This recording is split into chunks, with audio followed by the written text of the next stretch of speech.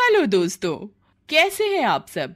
हमारी कहानियां देखने के लिए हमारे चैनल को सब्सक्राइब कीजिए और हाँ, बेल आइकॉन पर क्लिक करना मत भूलिएगा। एक गांव में बबूल नाम का गुब्बारे वाला रहता था। वो तरह तरह के गुब्बारे बेचा करता था। उसे देखकर पूरे गांव के बच्चे उसे पीछे पीछे भागने लगते थे। अरे पीले नीले गुलाबी, आओ बच्चों गुब्बारे ले लो, तुम सभी गुब्बारे ले लो, गुब्बारे रंग बिरंगे गुब्बारे। अंकल, मुझे वो पीला वाला गुब्बारा देना। और हाँ, मुझे वो लाल वाला।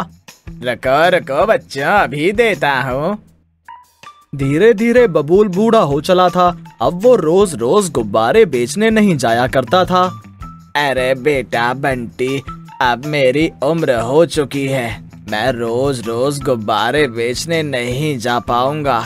मेरी आंखें भी कमजोर हो गई हैं और घुटनों में भी दर्द रहता है, इसलिए अब से तुम मेरे बदले गुब्बारे बेचने चले जाना।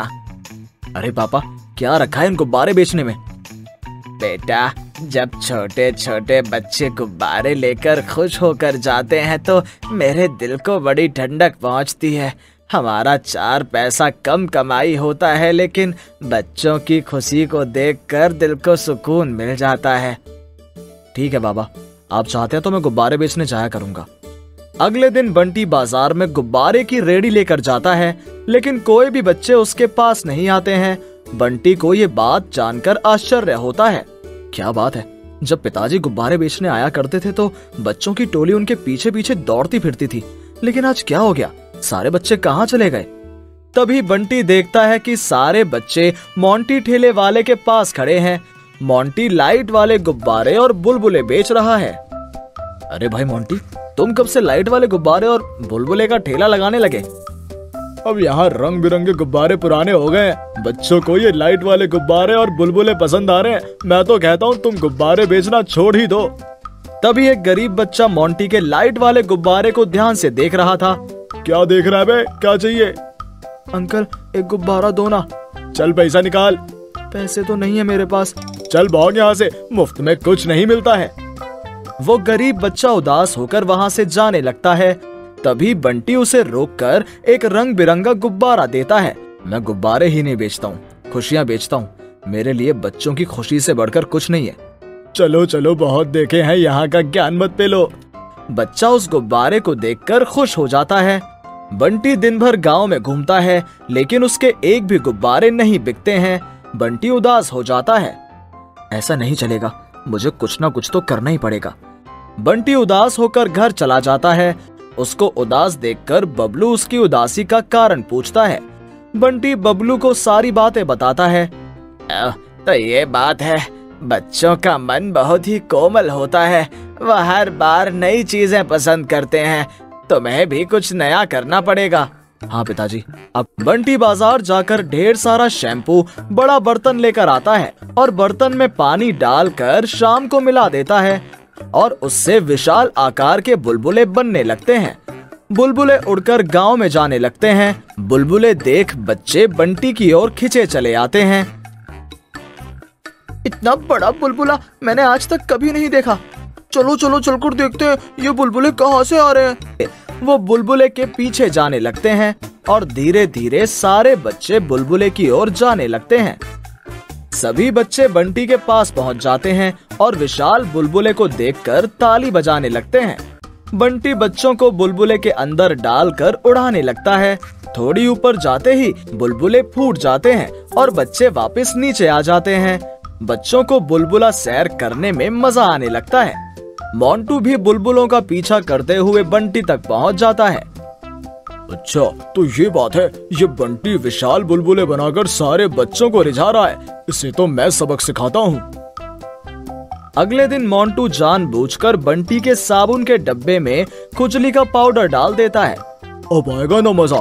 जहाँ बंटी बहुत उछल रहा था, अब ये बुलबुला जहाँ भी जाएगा लोगों में खुजली फैलाएगा। उसके बाद गांव वाले बंटी के इस बिजनेस को बंद करा देंगे। तभी बबलू मोंटू को शैम्पू के डिब्बे में खुजली का पाउडर मिलाते हुए देख लेता है। अरे बेटा, वो मोंटू शैम्पू की बोतल में खुजली का पाउडर मिला रहा था, मोंटू कभी भी अपनी हरकतों से बाज नहीं आएगा। ओह, तो ऐसी बात है। आज मैं उस मोंटू को सबक सिखाकर ही रहूंगा। बंटी एक विशाल गोला लेकर बाहर जाता है, जहां बच्चे बुलबुले हवाई यात्रा करने के लिए इंतजार कर रहे थे। बच्चों, आज मैं एक विशाल बुलबुला बनाऊंगा, इतना विशाल कि आप सभी देखते रह जाओगे। बंटी विशाल गोला को खुजली वाले शैम्पू के पानी में डालता है। बंटी एक विशाल बुलबुला बनाता है। उस बुलबुले को मोंटू की तरफ छोड़ देता है। मोंटू उस बुलबुले को अपनी तरफ आते देख भागने लगता है। अरे भाई बचाओ मुझे, खुजली वाला बुलबुला तो मेरी तरफ ही आ रहा है। मोंटू उस विशाल बुलबुले के अंदर फंस जाता है और वो बुलबुला हवा में दूर उड़ने लगता है। उस बुलबुले के अंदर जाकर मोंटू को खुजली होने लगती है और मोंटू खुजलाते हुए परेशान हो जाता है। वो बुलबुला उड़कर दूसरे गांव में चला जाता है। बंटी बच्चों के लिए पार्क खोलता है, जिसमें वो तरह तरह के खिलौने, गुब्बारे और बुलबुले लगाता है। बच्चे वहां पर खूब मजे करते हैं। विशाल तरबूज स्विमिंग पूल। प्रशांत एक गरीब परिवार से था। वो अपनी पत्नी रुक्मणी और बेटे रवि के साथ रहा करता था। घर चलाने के लिए वो रेडी पर तरबूज बेचा करता था। सुनो, मैं तरबूज बेचने जा रहा हूँ। इतनी गर्मी पड़ रही है, फिर भी कोई तरबूज लेने के लिए तैयार तो होता नहीं है। रोज थोड़ा सा माल बिकता है और तुम सारे तरबूज वापस ले आते हो। कोशिश तो करता हूँ ना, जो मिल जाता है वो ले आता हूँ। घर के खर्चे बढ़ते जा रहे हैं, अब रवि भी बड़ा हो रहा है और तरबूज में कुछ बचता ही नहीं है। घर आकर वापस बात करता हूँ, अभी मुझे जाने में देर हो रही है। 2 पैसे बनेंगे भी तो तेरी चिक बाजी में वो भी रह जाएंगे। सब कुछ जानता हूँ, तुझे कहने की जरूरत नहीं है। प्रशांत कड़ी धूप में तरबूजों को बेचा करता था, परंतु उसके तरबूज कम ही बिका करते थे। एक दिन पेड़ के नीचे वो बैठा हुआ था और सोच रहा था कि क्या करे। तभी वहां रवि आ जाता है। अरे रवि, कहाँ से आ रहा है? पापा, मैं अपने दोस्त के घर गया था। वही दोस्त ना जो पीली कोठी में रहता है? हाँ पापा, मैंने तुझे कितनी बार मना किया है, उन लोगों से ज्यादा मेल मत रख। वो इतने अमीर हैं और हमारे पास खाने भर के भी पैसे मुश्किल से हो पाते हैं। उनसे दोस्ती करेगा तो सही नहीं रहेगा। चल घर चले। और तू इतना उदास क्यों है? पापा, मेरे दोस्त के घर पर इतना बड़ा स्विमिंग पूल है, मेरा भी उसमें नहाने का मन करता है। अगर वो तेरा दोस्त है तो तुझे नहाने नहीं देता क्या स्विमिंग पूल में? नहीं, मैं उससे कहता हूँ तो उसके पापा मुझे डांट कर भगा देते हैं। इसलिए तो कहता हूँ बेटा, जितनी चादर है उतने ही पैर पसारने चाहिए। पापा, मुझे तो स्विमिंग पूल में ही नहाना है। प्रशांत से रवि स्विमिंग पूल में नहाने की जिद करने लगता है और प्रशांत लाचार सा होकर बैठ जाता है। तभी वहां कुछ बच्चे आ जाते हैं और वो भी स्विमिंग पूल में नहाने को कहने लगते हैं। देखो पापा, मेरे सारे दोस्त भी स्विमिंग पूल में नहाना चाहते हैं। इतनी गर्मी है और यहाँ तो पानी भी नहीं है। काश हमारे पास एक स्विमिंग पूल होता तो हम मनचाही देर तक नहा सकते थे। तू फिक्र मत कर, अभी तू घर जा, मैं तेरे लिए एक स्विमिंग पूल बनाकर रखता हूँ। क्या सच में पापा, आप मेरे लिए स्विमिंग पूल बनाएंगे? प्रशांत रवि को घर भेज देता है और तरबूज के आकार का एक ढांचा बनाता है, जिस पर वो तरबूज के जैसा कलर कर देता है। अब वो एक बड़ा तरबूज दिख रहा था। वो पानी के टैंकर को बुलाता है और उस तरबूज के स्विमिंग पूल को भरवा देता है। रवि देखो, मैंने तुम्हारा स्विमिंग पूल तैयार कर दिया है। वाह पापा, आपने तो कितना अच्छा स्विमिंग पूल बनाया है, बिल्कुल तरबूज की तरह दिख रहा है। ये तो इसमें नहाते हुए तो ऐसा लगेगा जैसे हम तरबूज के अंदर नहा रहे।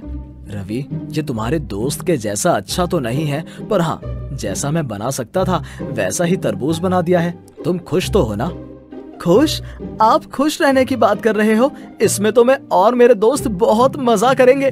आपने सच में हमें बहुत अच्छा स्विमिंग पूल बनाकर दिया है। ऐसा स्विमिंग पूल तो कहीं देखने को भी नहीं मिलता।